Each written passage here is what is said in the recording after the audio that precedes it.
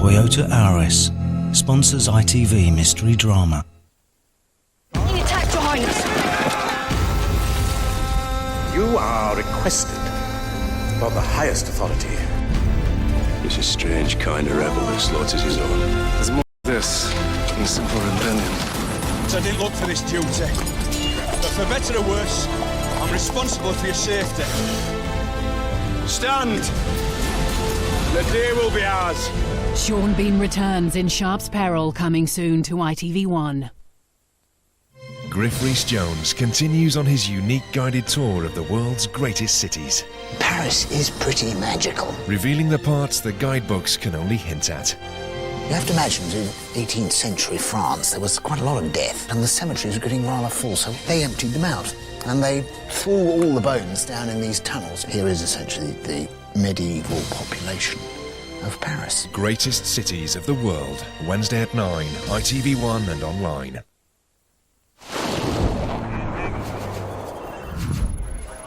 Outside today, make sure you've an umbrella as there's plenty of precipitation around.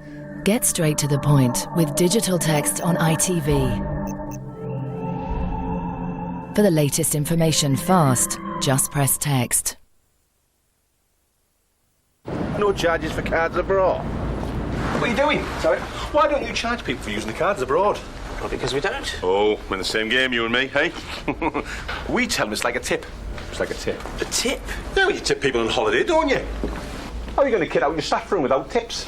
We don't take tips. Oh, you want to say our staff room? It's like a billionaire Playboy's yacht, only without the... At Nationwide, we don't charge for using your cards abroad. Maybe that's why over 6 million people have their current account or credit cards with us.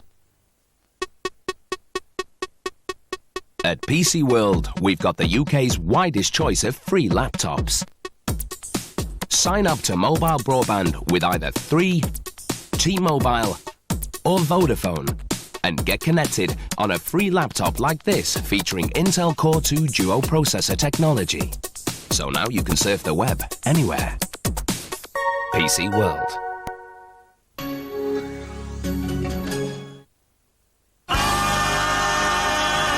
Britain's best-selling pain-relieving gel is Ibuleve. People believe in the pain-relieving power of Ibuleve.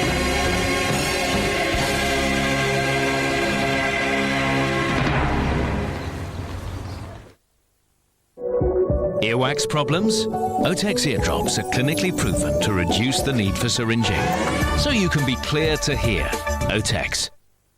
Come on, love, come on. Girls! I want to cook you a dish quicker than you can write a ticket. Gammon goes straight into the wok for 2 to 3 minutes. While that's cooking, you rock it, you spoon that over your salad. Dressing, red wine vinegar, honey, cranberries, black olives, served with couscous. Feeds 4 people for less than £7. They seem to like it. But it's a shame we don't like them. No, that's my car. Giving him a ticket. Aldi, don't change your lifestyle, change your supermarket.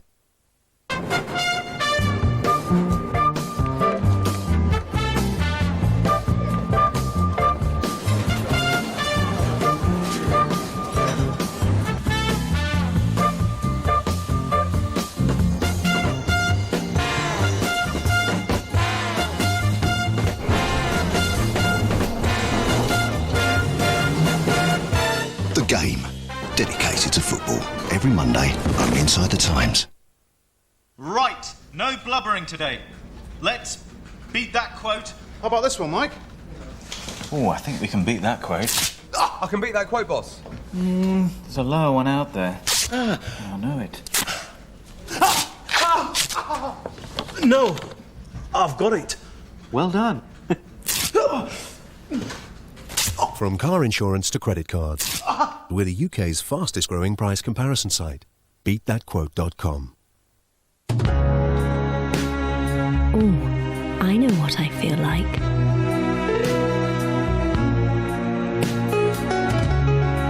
Who was it this time?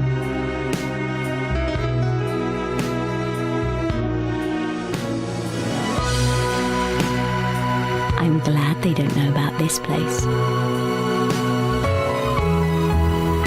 Think hiding it. Think Galaxy. If you want to get spooked, then head over to ITV4 now, where Jeff Goldblum is starring in horror thriller Hideaway. Here on ITV1, it's the news with Steve Scott.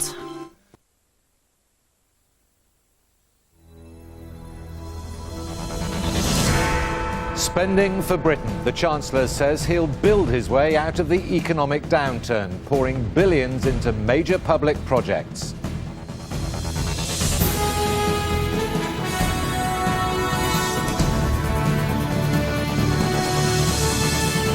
It is a risky strategy that will send us further into the red, but the Chancellor says it will make a difference for people feeling the squeeze. Also tonight, backing Obama.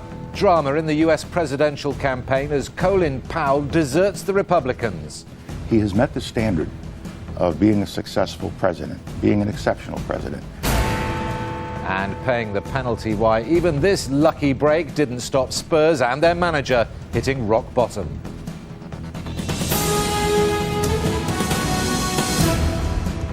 Good evening. The Chancellor, Alistair Darling, has outlined a bold strategy to stave off the worst of a recession, spending taxpayers' billions to try to create jobs and encourage prosperity.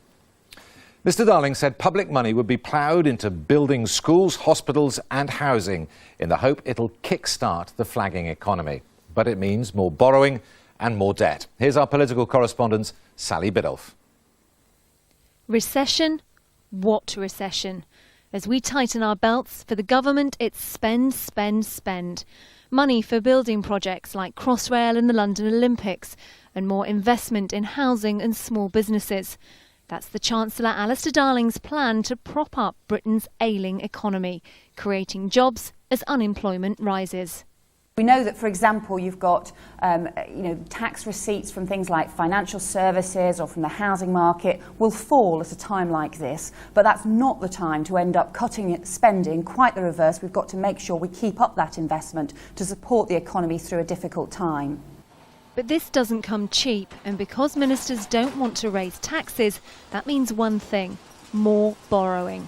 Increased national debt in the current climate is something many people will find astonishing, seeing as debt caused the credit crunch in the first place. The Tories say the government's got it wrong.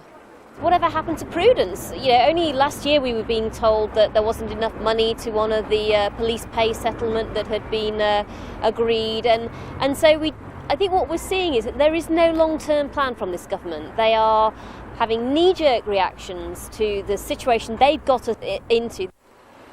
Keen to impress voters on the economy, the government also talked tough with the banks today.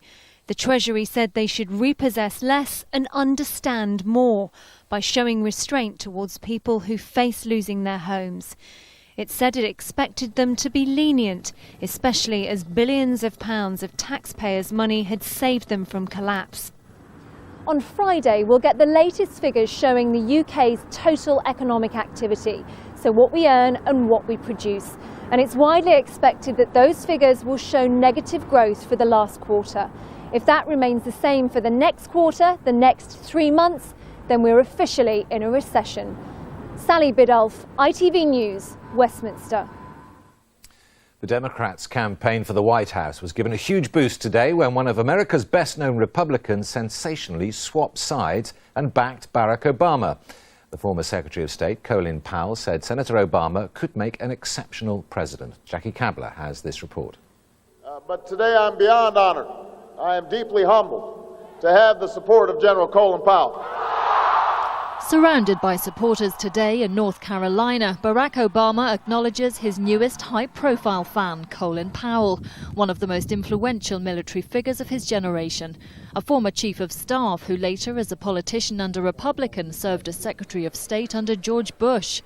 But watching the progress of the presidential campaign this year, he says he feels he has no choice but to switch to Obama. He has both style and substance. He has met the standard of being a successful president, being an exceptional president. I think he is a transformational figure. He is a new generation coming into the world, onto the world stage, onto the American stage, and for that reason, I'll be voting for Senator Barack Obama. And the next Vice President of the United States, Sarah Palin. The choice of Sarah Palin as the Republicans' vice presidential candidate was, he says, a lunge to the right too far. She's a very distinguished woman, and she's to be admired. But at the same time, now that we have had a chance to watch her for some 7 weeks, I don't believe she's ready to be President of the United States, which is the job of the Vice President. Last year, General Powell made the maximum financial contribution allowed to Mr. McCain's campaign. He says the reason he's changing his mind has nothing to do with the fact that he and Barack Obama are African Americans. It's simply that he believes Mr. Obama will make the better president. This is a serious blow to the McCain campaign, but they're trying to shrug it off, claiming the polls show they are gaining late support. Jackie Kabler, ITV News. A coachload of British tourists had a lucky escape today when they were involved in a pile-up involving 28 vehicles on a French motorway. The bus was on its way to Lake Garda in Italy when the accident happened in heavy fog. A 72-year-old Frenchman, who is a British resident, died in the crash. Sport now, and Britain's Lewis Hamilton will go into the final Grand Prix of the season as the overwhelming favourite to take the title and become the youngest ever Formula One champion. He won today's Chinese Grand Prix to leave himself 7 points clear at the top of the drivers' standings. A finish of 5th or better will guarantee him the world title in a fortnight's time. We've had God on our side, and as always, and the team have done a phenomenal job, really, preparing the car, making steps forward. I came here and the car felt fantastic all weekend. And you can see highlights of today's Grand Prix here on ITV1 straight after this programme. Football, and yet more pressure piled on Spurs manager Juan de Ramos today as his team suffered another defeat, this time at Stoke. It's Tottenham's worst league start in a century and leaves them anchored to the bottom of the table. John Gilbert watched the action. The last year Spurs had begun a season this badly, the Titanic sank, and Gareth Bale's early challenge had all the finesse of that particular collision. The visitors a man down with just 15 minutes elapsed. In fact, the winds of fate seemed to be toying with the London side, though Higginbottom's penalty left little to chance. 1-0 Stoke. Spurs did mount a fight back, Bent bundling in an equaliser despite a good offside claim. But when an unmarked Rory Delap turned in the simplest of crosses, Juan de Ramos must have wished his lot could get this close to the net. Fortune spared Spurs more indignity. 1, 2, wait for it, 3 penalty reprieves, courtesy of the woodwork. Stoke 2, Spurs 1, the final score. Ramos's job looking more fragile by the day. John Gilbert, ITV News. Finally, Andy Murray gave British tennis fans reason to celebrate today by winning his second successive Masters Series title. He beat France's Gilles Simon in straight sets to win in Madrid. Only the Grand Slams rank above the Masters Series in terms of importance, and it's Murray's 4th tournament win of the season. And that's it from me and the weekend team. Good night.